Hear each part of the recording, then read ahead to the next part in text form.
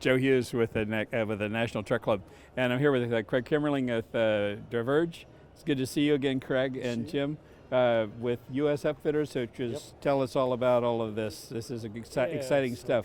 So, Joe, we were recently acquired by Driverge in December, and we joined their team, and we're 4 months in now, and we have a great horizon in front of us. So we're meshing very well. Everything's going good. That's great. And we're. You're based in the Chicago area. In Chicago. We have a location in Milwaukee. We're up in Denver and in DC. Oh my. Okay. So those 4 locations right now, and everybody's doing good. Yeah. Very busy. That's great. Things are getting busier. That's great. Now, Craig, you guys are just going exploding. I mean, you've acquired this organization.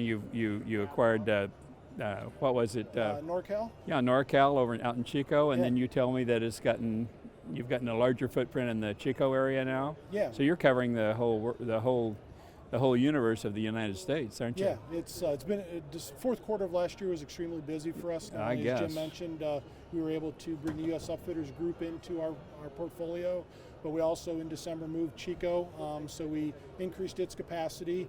And then probably the most monumental task in our corporate office in Akron, we actually consolidated 2 campuses, 5 different buildings into one, I'm going to say state-of-the-art vehicle modification center. Wow. And in the spirit of things, we did it in a repurposed shopping mall. Well, sure. So just it's been a busy several months for us. Yeah, you've taken advantage of quite a few opportunities there. Yeah, this is absolutely. great. So what do malls have?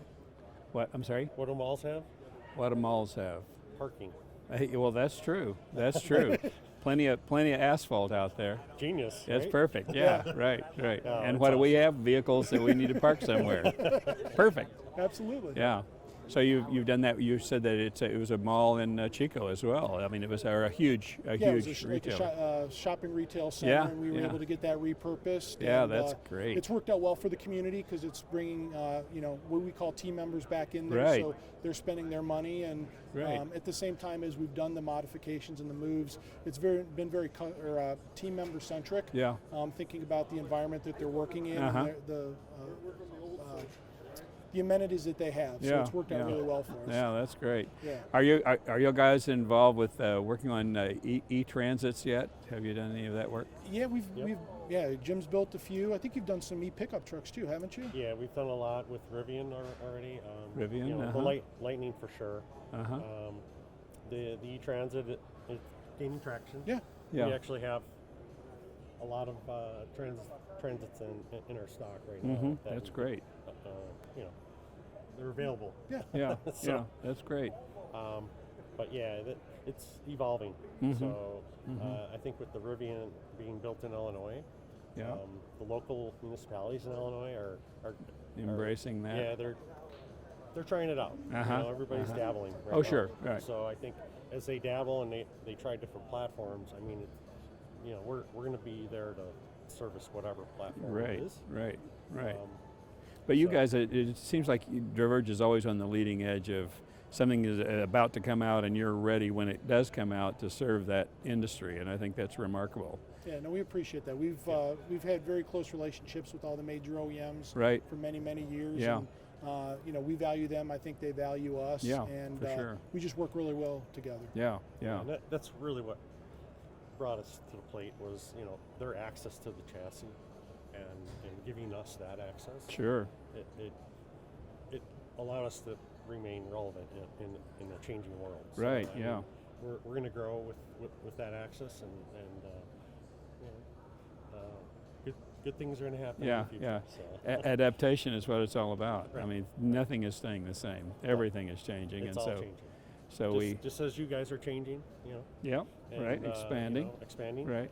We're Serving- excited to see that. Yep. I've been part of the Ford Truck Club in Chicago for many years. Oh, gee. And I personally go to all the meetings because that's where I can see everybody Exactly. in one room. Yeah. I don't have to make sales calls. I just go to the truck club. Right. And so the truck club to me is like huge. Yeah. Yeah. And you know, we actually started the truck club in DC. That when I got into town, I started. There was no truck club, and we got the ball rolling. And we were meeting in a restaurant, an Italian restaurant, back in the '90s, in Laurel, Maryland. Okay. Yeah. And then from there, it grew. The GM Truck Club started, and the Washington Truck Club started. Yeah. Mm-hmm. And so Yeah. that got the ball rolling. Mm-hmm. We tried it in Cincinnati. We're trying it in Ohio. But Yeah.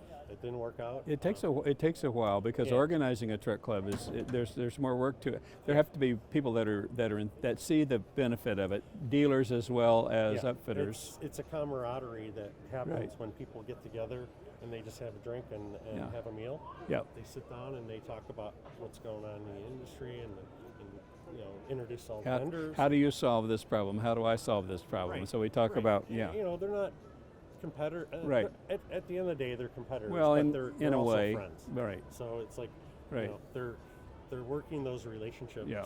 And a lot of the guys, I've known for 30 years. Yeah. Going to the truck club. Right, right, I mean, it's great. yeah. So, you know, keep up the good work.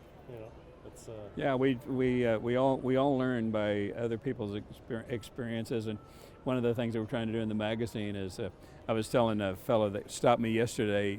He was with a dealership out of Kansas City, and he said he reads this article that I write every month or every issue of the magazine called Cup of Joe, and it's basically I intended it to be kind of similar to the old flying magazine, where there's always an article about I learned about flying from that, and it's a pilot telling about how he screwed something up. Okay.